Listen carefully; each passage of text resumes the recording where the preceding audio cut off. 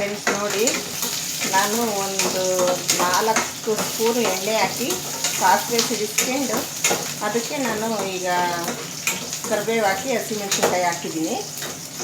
ಈಗ ನೋಡಿ ಈರುಳ್ಳಿ ಹಾಕ್ತಾಯಿದ್ದೀನಿ. ಸಣ್ಣಗೆ ಹಚ್ಕೊಂಡಿರೋದು ಒಂದು ಈರುಳ್ಳಿ ತೊಗೊಂಡಿದ್ದೀನಿ ದಪ್ಪದ್ದು.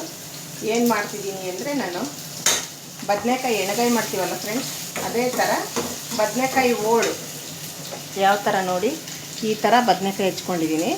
ಬದನೆಕಾಯಿ ಪಲ್ಯ ಮಾಡ್ತಾಯಿದ್ದೀನಿ, ಅಂದರೆ ಖಾರ ರುಬ್ಬೇ ಇರೋ ಹಾಗೆ ಬದನೆಕಾಯಿನ ಎಣ್ಣೆಗಾಯಿ ಟೈಪು ಬದನೆಕಾಯಿ ಪಲ್ಯ ಮಾಡ್ತಾಯಿದ್ದೀನಿ.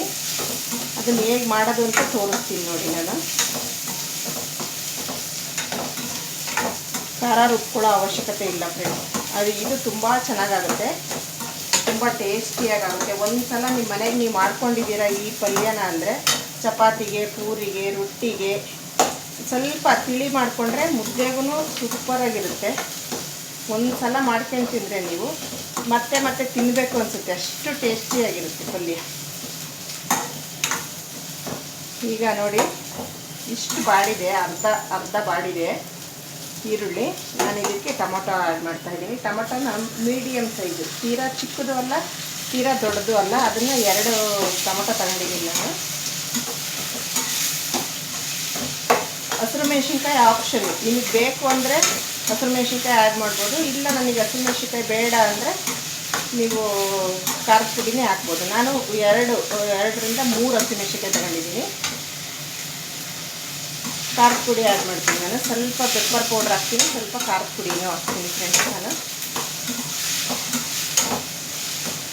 ಈಗ ನೋಡಿ ಹೇಳ್ತಾರೆ 10 ನಿಮಿಷಕ್ಕೆ 15 ನಿಮಿಷಕ್ಕೆ ನಾನು ಅಡುಗೆ ಮಾಡ್ತೀನಿ ಅಂತಾನ. ಅಷ್ಟು ಸುಲಭವಾಗಿ ಬದನೆಕಾಯಿ ಬೇಯಬೇಕು ಅಂದರೆ ಅದು ಫ್ರೆಂಡ್ಸ್ 15 ನಿಮಿಷಕ್ಕೆ 10 ನಿಮಿಷಕ್ಕೆ ಅಡುಗೆ ಆಗೋಕ್ಕೆ ಸಾಧ್ಯ ಆಗಲ್ಲ. ಹಾಗಾಗಿ ನಾನು ಪೂರ್ತಿ ವಿಡಿಯೋ ನೋಡಿ ಅರ್ಥ ಆಗುತ್ತೆ. ಎಷ್ಟೊತ್ತು ಬೇಕಾಗುತ್ತೆ ಬೇಯೋಕ್ಕೆ, ಎಷ್ಟು ಬೇಗ ಬೇಯುತ್ತೆ ಗೊತ್ತಾಗುತ್ತದು. ಬದನೆಕಾಯಿ ಬೇಯಬೇಕಲ್ಲ ಟೈಮ್ ಬೇಕಲ್ವ ಬೇಯೋಕ್ಕಲ್ಲ. ಹಾಗಾಗಿ ನಾನು ಪೂರ್ತಿ ವಿಡಿಯೋ ಎಲ್ಲೂ ಸ್ಕಿಪ್ ಮಾಡಿದೆ ನೋಡಿ. ತುಂಬ ಟೇಸ್ಟಿಯಾಗಿ, ತುಂಬ ರುಚಿಕರವಾಗಿ ಬದನೆಕಾಯಿ ಪಲ್ಯ ಎಣ್ಣೆಗಾಯಿ, ಹಾಫ್ ಎಣ್ಣೆಗಾಯಿ ಅಂತಲೇ ಹೇಳ್ಬೋದು ಅದನ್ನು. ತುಂಬ ಟೇಸ್ಟಿಯಾಗಿರುತ್ತೆ ಬದನೆಕಾಯಿ ಎಣ್ಣೆಗಾಯಿ. ಉಂಡೆ ಎಣ್ಣೆಗಾಯಿನೂ ಮಾಡ್ತೀನಿ ನಾನು. ಇದೇ ಥರ ಕಡ್ಲೆಬೀಜದ ಪೌಡ್ರ್ ಹಾಕಿ ಸೇಮು ಮಸಾಲೆ ಹಾಕಿ ನಾನು ಉಂಡೆ ಎಣ್ಣೆಗಾಯಿ ಮಾಡೋದು ತೋರಿಸ್ತೀನಿ ಫ್ರೆಂಡ್ಸ್ ನಾನು.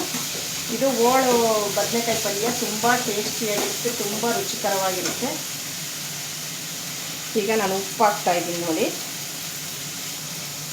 ರುಚಿಗೆ ತಕ್ಕಷ್ಟು ಉಪ್ಪು ಹಾಕ್ಬಿಡ್ತೀನಿ ಒಂದೇ ಸಲ, ಟೇಸ್ಟಿಯಾಗಿರುತ್ತೆ ಉಪ್ಪು ಹಾಕೋದು. ನಾವು ನಮ್ಗೆ ಎಷ್ಟು ಬೇಕು ಅನ್ಸುತ್ತೋ ಅಷ್ಟು ಉಪ್ಪು ಹಾಕ್ತೀವಿ. ಬದನೆಕಾಯಿಗೆ ನಾನು ತೊಳೆಯೋಕ್ಕೆ ಉಪ್ಪು ಹಾಕಿದ್ದೀನಿ, ಅರಿಶಿನ ಹಾಕಿದ್ದೀನಿ. ಈಗ ನೋಡಿ ಬದನೆಕಾಯಿ ಆ್ಯಡ್ ಮಾಡ್ತಾಯಿದ್ದೀನಿ. ಇಷ್ಟ ಆಗಿದೆ, ಇದಕ್ಕೆ ಬದನೆಕಾಯಿ ಹಾಕ್ತಾಯಿದ್ದೀನಿ ಈಗ ನಾನು.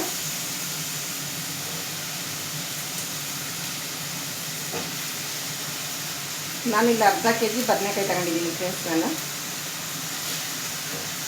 ಎಳೆಯೇ ಬದನೆಕಾಯಿ, ತುಂಬ ಚೆನ್ನಾಗಿದೆ ಬದನೆಕಾಯಿ.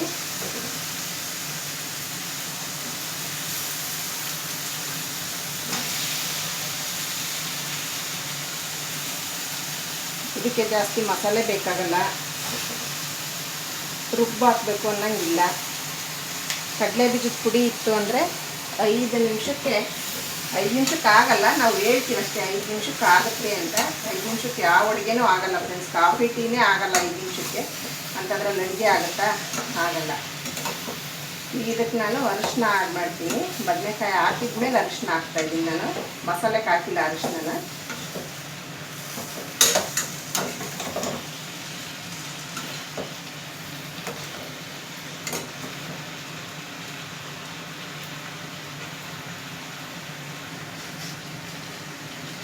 ನೋಡಿ ನಾನು ಇಷ್ಟು ಅರಿಶಿನ ಹಾಕ್ತಾಯಿದ್ದೀನಿ. ಅರ್ಧ ಸ್ಪೂನಿಗೆ ಸ್ವಲ್ಪ ಕಡಿಮೆ ಅರಿಶಿನ ಹಾಕ್ತಾಯಿದ್ದೀನಿ. ಅರಿಶಿನ ಹಾಕಿ ನಾನೊಂದು ಸಲ ನೀಟಾಗಿ ಕೈ ಆಡ್ತಿದ್ದೀನಿ. ಎಲ್ಲ ಕಡೆ ಹತ್ತಬೇಕು ಅರಿಶಿನ, ಬದನೆಕಾಯಿ ಎಲ್ಲ ಪ್ರತಿಯೊಂದು ಹೋಳಿಗೂ ಹತ್ತೋ ಥರ ನಾವು ಕೈ ಆಡಬೇಕು ಆಗುತ್ತೆ. ಇದನ್ನು ಉಪ್ಪಾಕಿ ತೊಳೆದ್ರೂ ಕನೆಗಿನೇ ಇರುತ್ತೆ ಅಂತಾರಲ್ಲ, ಬದನೆಕಾಯಿ ಕನೆ ಬಂದಿದೆ ಅಂತಾರೆ, ಸಾಂಬಾರು ಕನೆಯಾಗಿದೆ, ಏನೋ ಒಂಥರ ಟೇಸ್ಟ್ ಇಲ್ಲ ಅಂತಾರೆ. ಹಾಗಾಗಿ ಅರಿಶಿನ ಬದನೆಕಾಯಿ ಹಾಕಿದ ಮೇಲೆ ಅರಿಶಿನ ಹಾಕಿ ಚೆನ್ನಾಗಿ ಕೈ ಆಡಿದ್ರೆ ತುಂಬ ಟೇಸ್ಟಿಯಾಗಿರುತ್ತೆ. ಮಾತ್ರ ಒಗ್ಗರಣೆ ಚೆನ್ನಾಗಿ ಬೇಯಬೇಕು ಫ್ರೆಂಡ್ಸ್. ಯಾವುದೇ ಒಂದು ಒಗ್ಗರಣೆ ಆದ್ರೂ ಒಗ್ಗರಣೆ ಎಣ್ಣೆಯಲ್ಲಿ ಚೆನ್ನಾಗಿ ಬೆಂದರೆ ಮಾತ್ರನೇ ಟೇಸ್ಟ್ ಕೊಡೋದು. ಯಾವುದೇ ನಾನೊಂದು ಅರ್ಧಂಬರ್ಧ ಬೇಯಿಸ್ತೀನಿ ಅಂದರೆ ಯಾವ ಸಾಂಬಾರಾಗಲಿ ಯಾವ ಪಲ್ಯ ಆಗಲಿ ಟೇಸ್ಟ್ ಕೊಡಲ್ಲ. ಒಗ್ಗರಣೆಗೆ ಚೆನ್ನಾಗಿ ಬೇಯಬೇಕದು. ನೋಡಿ ಇಷ್ಟ ಆಗಿದೆ. ಇದಕ್ಕೆ ನೋಡಿ ನಾನು ಪೆಪ್ಪರ್ ಪೌಡ್ರ್ ಖಾಲಿಯಾಗಿತ್ತು, ಪೆಪ್ಪರ್ ಪೌಡ್ರ್ ಮಿಕ್ಸಿ ಮಾಡ್ಕೊಂಡಿದ್ದೀನಿ. ಪ್ಯೂರ್ ಪೆಪ್ಪರು ಅಂದರೆ ನಾನು ಇದಕ್ಕೇನು ಹಾಕಿಲ್ಲ, ಉಪ್ಪು ಗಿಪ್ಪು ಏನೂ ಹಾಕಿಲ್ಲ ಫ್ರೆಂಡ್ಸ್. ನಾನು ನೋಡಿ ಇಲ್ಲಿ ಒಂದು ಕಾಲು ಸ್ಪೂನ್ ಆಗುವಷ್ಟು ಪೆಪ್ಪರ್ ಪೌಡ್ರ್ ಆ್ಯಡ್ ಮಾಡ್ತಾಯಿದ್ದೀನಿ ನಾನು.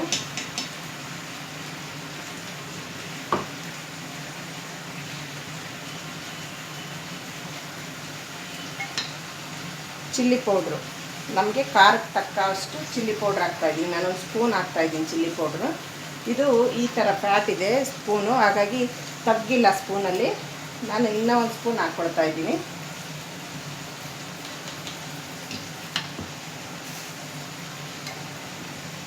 ಇದು ಕೈ ಆಡಬೇಕು. ಪೆಪ್ಪರ್ ಹಾಕಿದ್ದೀನಿ ಕಾಲು ಸ್ಪೂನು, ಒಂದು ಸ್ಪೂನು ಖಾರದ ಪುಡಿ ಹಾಕಿದ್ದೀನಿ. ಚೆನ್ನಾಗಿ ಕೈ ಆಡ್ತಿದ್ದೀನಿ. ಇದನ್ನು ತುಂಬ ಟೇಸ್ಟಿಯಾಗಿರುತ್ತೆ, ತುಂಬ ರುಚಿಕರವಾಗಿರುತ್ತೆ ಫ್ರೆಂಡ್ಸ್. ಇದು ಒಮ್ಮೆ ನೀವು ಒಂದ್ಸಲ ಮನೆಗೆ ಟ್ರೈ ಮಾಡಿ ನೋಡಿ, ಎಲ್ಲೂ ಸ್ಕಿಪ್ ಮಾಡಬೇಡಿ. ಆ ಥರ ಟ್ರೈ ಮಾಡಿ ನೋಡಿ, ತುಂಬ ಟೇಸ್ಟಿಯಾಗುತ್ತೆ, ತುಂಬ ರುಚಿಕರವಾಗಿರುತ್ತೆ. ಬದನೆಕಾಯಿ ಹಾಫ್ ಎಣ್ಗಾಯಿ ಹೋಳ್ಗಾಯಿ ಅಂತ ಮಾಡ್ತಾರೆ, ಬದನೆಕಾಯಿ ಹೋಳ್ಗಾಯಿ ಪಲ್ಯ ಅಂತಾರೆ, ಬದನೆಕಾಯಿ ಪಲ್ಯ ಅಂತಾರೆ, ಬದನೆಕಾಯಿ ಎಣ್ಗಾಯಿ ಅಂತಾರೆ. ನಾನು ಇದಕ್ಕೆ ಹೊಸ ನೇಮ್ ಇಟ್ಟಿದ್ದೀನಿ, ಹಾಫ್ ಎಣ್ಗಾಯಿ. ಅರ್ಧ ಮಾಡಿರ್ತೀವಲ್ಲ ಬದನೆಕಾಯಿ, ಅರ್ಧ ಹೋಳು ಮಾಡಿ ಸಣ್ಣ ಸಣ್ಣದಾಗಿ ಒಂದು 5-6 ಪೀಸ್ ಮಾಡಿರ್ತೀನಿ ನಾನು.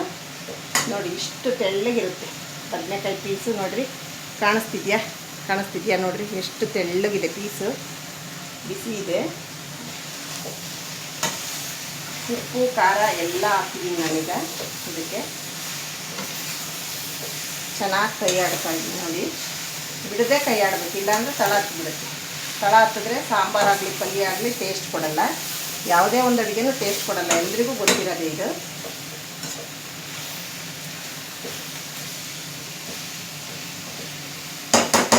ಬದನೆಕಾಯಿ ಎಣ್ಣೆಗೆ ಫ್ರೈ ಮಾಡಿದ್ರೆ ಸುಮಾರು ಬೆಂದಿರುತ್ತೆ. ಆದ್ರೂ ನಾನು ಸ್ವಲ್ಪ ನೀರು ಹಾಕ್ತಿದ್ದೀನಿ.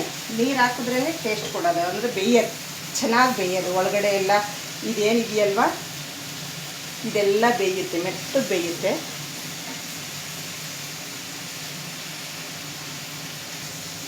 ಫ್ರೆಂಡ್ಸ್ ನೋಡಿ, ನಾನು ಯಾವ ಅಡುಗೆಗೂ ಅಳತೆ ಮಾಡಿ ಹಾಕಲ್ಲ ನೀರನ್ನ. ಇಲ್ಲಿ ಒಂದು ಅರ್ಧ ಗ್ಲಾಸಷ್ಟು ನೀರು ಹಾಕಿದ್ದೀನಿ ನಾನು. ಅರ್ಧ ಗ್ಲಾಸಷ್ಟು ನೀರು ಹಾಕಿದ್ರೆ ಸಾಕು ಫ್ರೆಂಡ್ಸ್, ಚೆನ್ನಾಗಿ ಬೇಯುತ್ತೆ ಅದು.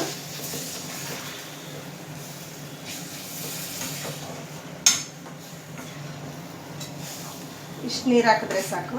ಇದಕ್ಕೆ ಸ್ವಲ್ಪ ನಾನು ಮನೇಲಿ ಏನು ಸಾಂಬಾರು ಪೌಡ್ರ್ ಮಾಡಿರ್ತೀವಿ, ಸಾಂಬಾರು ಪೌಡ್ರ್, ಧನಿಯಾ ಪೌಡ್ರ್ ಆಗಿರ್ಬೋದು, ಮಸಾಲೆ ಪೌಡ್ರ್ ಆಗಿರ್ಬೋದು, ಏನೋ ಒಂದು ಗರಂ ಮಸಾಲ ಒಂದು ಬಿಟ್ಟು ನೀವೇನಾದರೂ ಹಾಕ್ರಿ, ತುಂಬ ಟೇಸ್ಟಿಯಾಗಿ ಬರುತ್ತೆ ಸಾಂಬಾರು. ಈಗ ನಾನೊಂದು ಅರ್ಧ ಸ್ಪೂನು ಧನಿಯಾ ಪೌಡ್ರ್ ಹಾಕ್ತಿದ್ದೀನಿ ಇದಕ್ಕೆ.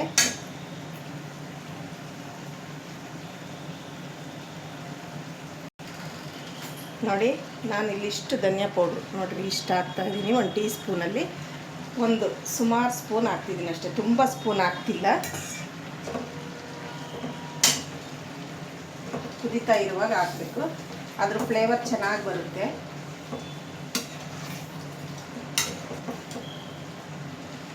ಧನಿಯಾ ಪೌಡ್ರ್ ಮಾಡೋದು ನಾನು ತೋರಿಸ್ತೀನಿ ಫ್ರೆಂಡ್ಸ್, ಇಷ್ಟರಲ್ಲೇ ತೋರಿಸ್ತೀನಿ ಹೆಂಗೆ ಮಾಡ್ತೀನಿ ನಾನು ಅಂತಾರ. ನಾನು ಅದೊಂದೇ ಪೌಡ್ರೇ ಇಟ್ಕೊಂಡಿರೋದು, ನಾನು ಯಾವ ಪೌಡ್ರು ಸಪ್ರೇಟಾಗಿ ಮಾಡ್ಕೊಂಡಿಲ್ಲ. ಗರಂ ಮಸಾಲ ಪೌಡ್ರು, ಹುಳಿ ಪೌಡ್ರು, ಆ ಪೌಡ್ರು ಈ ಪೌಡ್ರು ಏನು ಇಟ್ಕೊಂಡಿಲ್ಲ ಫ್ರೆಂಡ್ಸ್ ನಾನು. ನೋಡಿ ಈಗ ಬೆಂದಿದೆ ಬದನೆಕಾಯಿ, ಎಷ್ಟು ಚೆನ್ನಾಗಿ ಮೆತ್ತಗೆ ಬೇಯ್ತಾ ಇದೆ.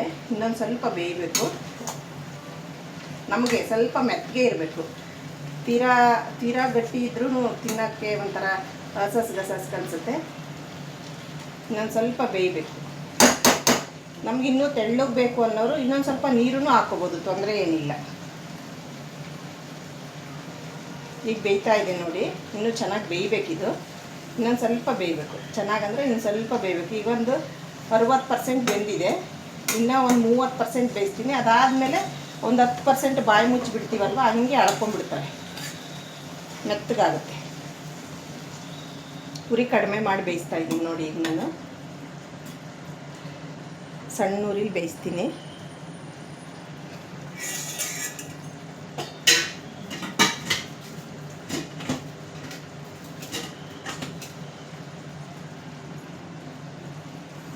ಫ್ರೆಂಡ್ಸ್. ನೋಡಿ ಇನ್ನೊಂದು ಸಲ ಕೈ ಆಡ್ತಿದ್ದೀನಿ. ಕೆಳಗಿನ ಮೇಲೆ ಮೇಲಿನ ಕೆಳಗೆ ಮಾಡಬೇಕು. ಈಗ ಬೇಕು ಇಷ್ಟು ಗಟ್ಟಿ ಇದೆ, ನನಗೆ ಮುದ್ದೆಗೆ ಬೇಕು, ಚಪಾತಿಗೆ ಸ್ವಲ್ಪ ಗ್ರೇವಿ ಬೇಕು ಅನ್ನೋರು ಇನ್ನೂ ಸ್ವಲ್ಪ ನೀರು ಆ್ಯಡ್ ಮಾಡ್ಬೋದು. ಯಾಕಂದರೆ ನಾನು ಇಲ್ಲೆಲ್ಲ ಪೌಡ್ರ್ ಹಾಕಿದ್ದೀನಿ ಅಲ್ವಾ, ಧನಿಯಾ ಪೌಡ್ರು, ಖಾರದ ಪುಡಿ ಮತ್ತು ಪೆಪ್ಪರ್ ಪೌಡ್ರು, ಅರಿಶಿನ ಎಲ್ಲ ಪೌಡ್ರ್ ಆಗಿರೋದ್ರಿಂದ ಈ ಕಡಲೆ ಬೀಜದ ಪುಡಿ ಬೇರೆ ಹಾಕ್ತೀನಲ್ವ, ಅದು ಪೌಡ್ರೆ. ಹಾಗಾಗಿ ನನಗಿಲ್ಲ ಇನ್ನೂ ಸ್ವಲ್ಪ ಗ್ರೇವಿ ಬೇಕು ಅಂದರೆ ಸ್ವಲ್ಪ ನೀರು ಹಾಕ್ಕೊಂಡು ಗ್ರೇವಿ ಮಾಡ್ಕೋಬೋದು. ನೋಡಿ ಈಗಿನ ಅದೇ ಗ್ರೇವಿ ಬೇಕು ಅನ್ನೋರಿಗೆ ತೋರಿಸ್ತಿದ್ದೀನಿ. ಈಗ ಇಷ್ಟು ನೀರು ಹಾಕ್ತಿದ್ದೀನಿ ಅಂದರೆ ಇನ್ನೊಂದು ಅರ್ಧ ಗ್ಲಾಸ್ ನೀರು ಹಾಕ್ತಾಯಿದ್ದೀನಿ. ಗ್ರೇವಿ ಬೇಕು ಅನ್ನೋಂಥವ್ರಿಗೆ ಅಷ್ಟು ನೀರಾಗಿ ತೋರಿಸ್ತಾ ಇದ್ದೀನಿ.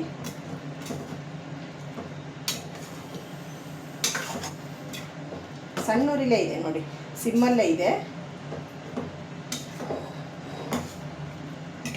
ಸಣ್ಣ ಉರಿಲೇ ಬೇಯಬೇಕು. ಇನ್ನು ಇದು ಉರಿ ಜಾಸ್ತಿ ಮಾಡಿದ್ರೆ ತಳ ಹತ್ತಿ ಬಿಡುತ್ತೆ. ಇನ್ನು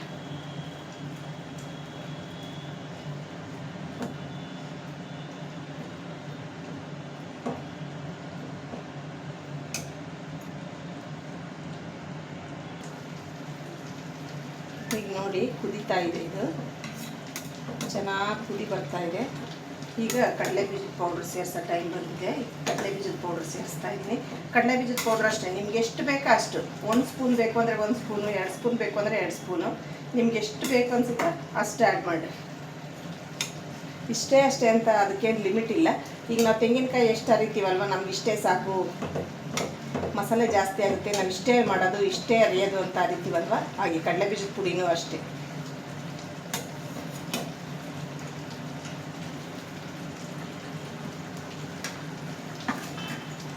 ನೋಡಿ ನಾನು ಇಷ್ಟು ಕಡಲೆ ಬೀಜದ ಪುಡಿ ರುಬ್ಕೊಂಡಿದ್ದೀನಿ. ನೋಡಿ ಇಷ್ಟು ರುಬ್ಕೊಂಡಿದ್ದೀನಿ. ನಾನಿಲ್ಲಿ ಇಷ್ಟು ಹಾಕ್ತಿದ್ದೀನಿ ನೋಡಿ, ಇಷ್ಟು ಕಡಲೆ ಬೀಜದ ಪೌಡ್ರು ಮತ್ತು ಅಷ್ಟು ಹಾಕ್ತಾಯಿದ್ದೀನಿ. ಇಷ್ಟು ಹಾಕ್ತೀನಿ ಕಡಲೆ ಬೀಜದ ಪುಡಿ ನಾನು.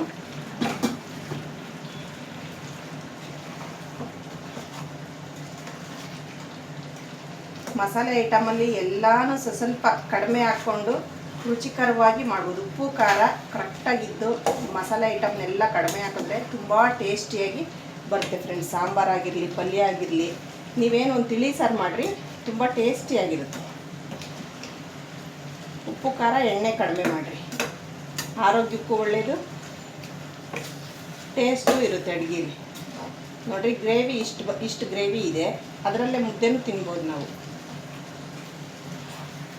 ಪುಡಿ ಜಾಸ್ತಿ ಹಾಕಿದ್ರೆ ಗ್ರೇವಿ ಕಡಿಮೆ ಆಗುತ್ತೆ.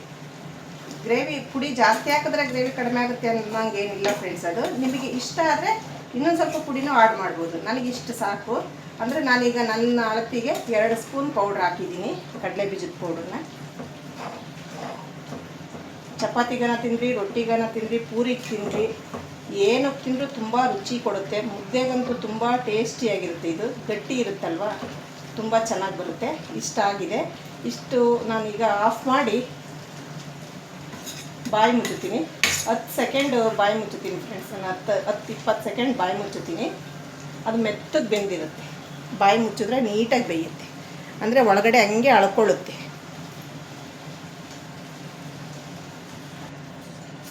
ನೋಡಿ ಫೈನಲ್ಲಿಗೆ ಕೊತ್ತಂಬರಿ ಸೊಪ್ಪು ಹಾಕಿ ಬಾಯಿ ಮುಚ್ತಾ ಇದ್ದೀನಿ ನಾನು.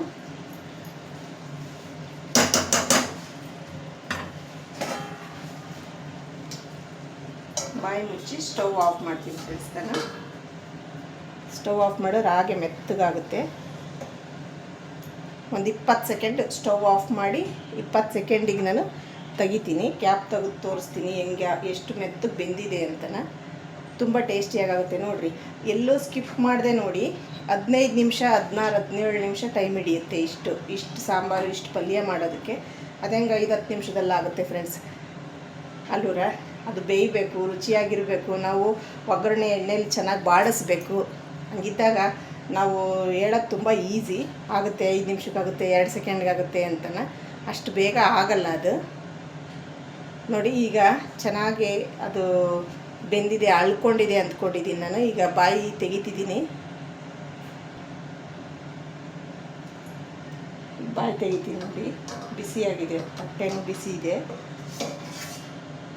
ನೋಡಿ ಎಷ್ಟು ಚೆನ್ನಾಗಾಗಿದೆ, ಅಳ್ಕೊಂಡಿದೆ. ಹಂಗೆ ಅಂದರೆ ಬೆಂದಿದೆ, ಅದರಲ್ಲೇ ಸ್ವಲ್ಪ ಉಪ್ಪು ಖಾರ ಚೆನ್ನಾಗಿ ಇಳ್ಕೊಳ್ಳುತ್ತೆ. ಒಂದು 5 ನಿಮಿಷ ರೆಸ್ಟಿಗೆ ಬಿಟ್ಟರೆ, 5 ನಿಮಿಷ ಅಲ್ಲ, ಒಂದು 20 ಸೆಕೆಂಡ್. ನೋಡಿ ಎಷ್ಟು ಚೆನ್ನಾಗಾಗಿದೆ. ತುಂಬ ರುಚಿ ಕೊಡುತ್ತೆ ಸಾಂಬಾರು ಪಲ್ಯ, ತುಂಬ ರುಚಿಕರವಾಗಿರುತ್ತೆ ಫ್ರೆಂಡ್ಸ್. ಇದು ತಿಂತಿದ್ರೆ ಅಳತೆ ಗೊತ್ತಾಗಲ್ಲ, ಅಷ್ಟು ಟೇಸ್ಟ್ ಇರುತ್ತೆ, ಅಷ್ಟು ಚೆನ್ನಾಗಿರುತ್ತೆ.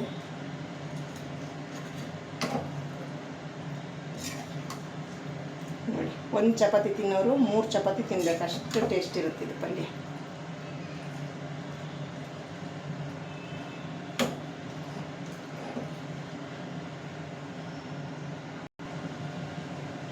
ಫ್ರೆಂಡ್ಸ್ ನೋಡಿ, ಈಗ ಸರ್ವ್ ಮಾಡ್ತಾ ಇದ್ದೀನಿ ಬದನೆಕಾಯಿ ಪಲ್ಯನ.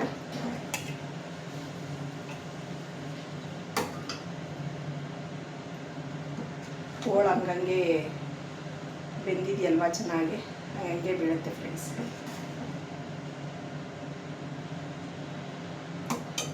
ಫ್ರೆಂಡ್ಸ್ ನೋಡಿ, ರುಚಿಕರವಾದ ಬದನೆಕಾಯಿ ಪಲ್ಯ ತುಂಬ ಟೇಸ್ಟಿ ಇದೆ, ತುಂಬ ರುಚಿಯಾಗಿದೆ. ನೀವು ಚಪಾತಿಗಾದರೂ ತಿನ್ನಿ, ಪೂರಿಗಾದರೂ ತಿನ್ನಿ, ದೋಸೆಗಾದರೂ ತಿನ್ನಿ, ರೊಟ್ಟಿಗಾದರೂ ತಿನ್ನಿ. ತುಂಬ ಟೇಸ್ಟಿಕರವಾದ ಬದನೆಕಾಯಿ, ಹಾಫ್ ಎಣ್ಗಾಯಿ ಅಂತನಾದರೂ ಹೇಳ್ಬೋದು, ಬದನೆಕಾಯಿ ಪಲ್ಯ ಅಂತನಾದರೂ ಹೇಳಿ, ಏನಾದರೂ ಹೇಳ್ರಿ. ತುಂಬ ಟೇಸ್ಟಿಯಾಗಿದೆ, ತುಂಬ ರುಚಿಯಾಗಿರುತ್ತೆ. ಒಂದು ಸಲ ನಿಮ್ಮ ಮನೆಗೆ ನೀವು ಟ್ರೈ ಮಾಡಿ ನೋಡಿ.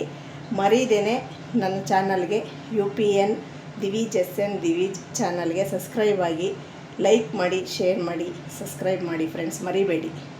Thank you friend.